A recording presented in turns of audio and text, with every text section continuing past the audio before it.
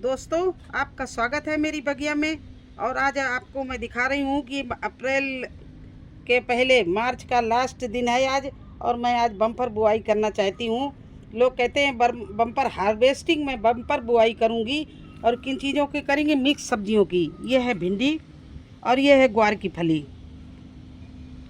इन दोनों की आज बुआई करेंगे। तो गमले मेरे उसी तरह से हम भरते हैं। पहले किचन वेस्ट, सूखे पत्ते, इसके बाद में ऊपर मिट्टी और मिट्टी मिक्स करते हैं। उसमें हम डालते हैं वर्मी कंपोस्ट, नीम खली और हल्दी, चूना, राख, ये सब डाल के, नीम खली डाल के तैयार करते हैं। तो इनमें हमने सब में ये गमले भर के तैयार कर दिए। अब सभी में मैं इस तरह से पहले पानी भरे दे रही हूँ।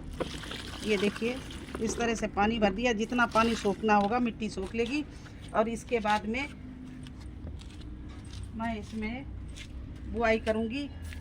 3 गमले उधर हैं और 3 ही गमले इधर हैं।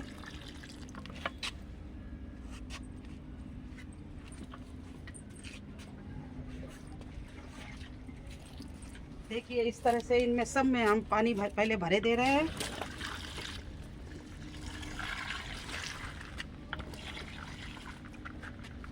अब एक ये टमाटर का पेड़ है, तो इसमें बहुत टमाटर लगे हुए, तो इसको उखाड़ेंगे नहीं, क्योंकि ये अब थोड़े दिन में पक जाएंगे। तो आसपास में बुआई कर दूंगी और बाद में ये सूख जाएगा अपने आप। तो इस तरह से मैंने इसमें पानी भर दिया। अब चलो शुरू करते हैं बुआई। तो देखिए फ्रेंड्स, ये है भिंडी का सीड और इसको हम इस तरह से ले रहे हैं।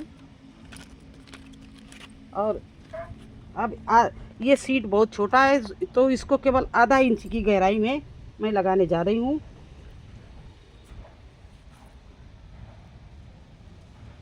केवल आधा इंच की गहराई में, ना ज़्यादा ऊपर ना ज़्यादा नीचे। इस तरह से आप लोग भी लगा सकते हो। लेकिन हाँ, इसकी मिट्टी बहुत रिच बनाना, क्योंकि भिंडी में ज़्यादा सेवा नहीं लेती है। बस अगर आप रिच मिट्टी बना के बो दो तो, और 1-2 बार गुड़ाई कर दो, डेली पानी डालते रहो, तो और कोई इसकी केयर नहीं है। ये बहुत अच्छे से चलता है प्लांट। इस तरह से मैं आज आधा इंच की गहराई में कई सीड डालेंगे, क्योंकि भिंडी का सीड बहुत जल्दी ख़राब हो जाता है। अंदर मिट्टी में डालने से कई सीड मारे जाते हैं, कई निकलते हैं, और फिर निकल के भी दोस्तों ये प्लांट ख़राब ऊपर हो जाते, सूख जाते। इसलिए आप लोग कम कंजूसी से मत डालना। जब भी डालना है एक प्लांट में 8-10 सीड डालना। अगर निकलेंगे तो ठीक है, आप दूसरी जगह उनको रिपोर्टिंग कर देना, और नहीं निकले तो आपका गमला खाली रह जाएगा। इसलिए ज़्यादा से ज़्यादा सीड डालने की कोशिश करना। इस तरह से देखिए, मैंने ये लगा दिए हैं सारे सीड भिंडी के। अब चलिए दरारी लगाते हैं।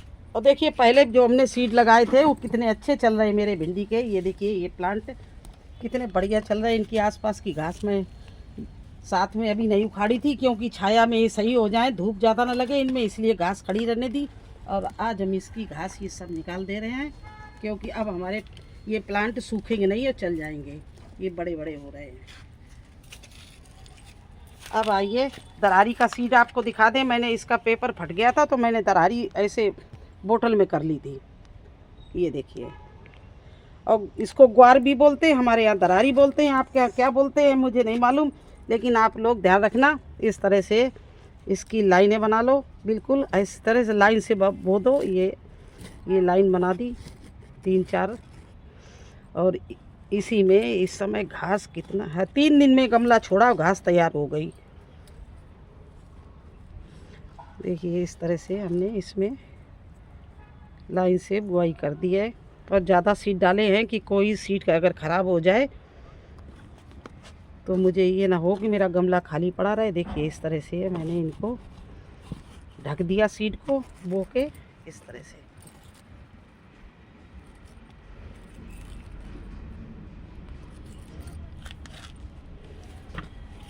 इसी तरह से इसमें भी मैं 3 लाइनें बना रही हूँ।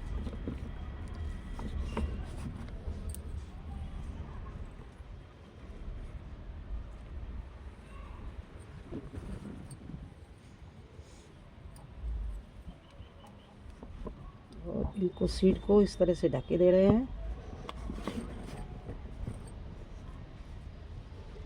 और एक साथ कभी कोई सब्जी नहीं बोना। मैंने दरारी पहले भी बोई है, उसकी अभी आपको अपडेट दूंगी इसी वीडियो में, अभी दिखाऊंगी। वो देखो जम के तैयार हो गए हैं।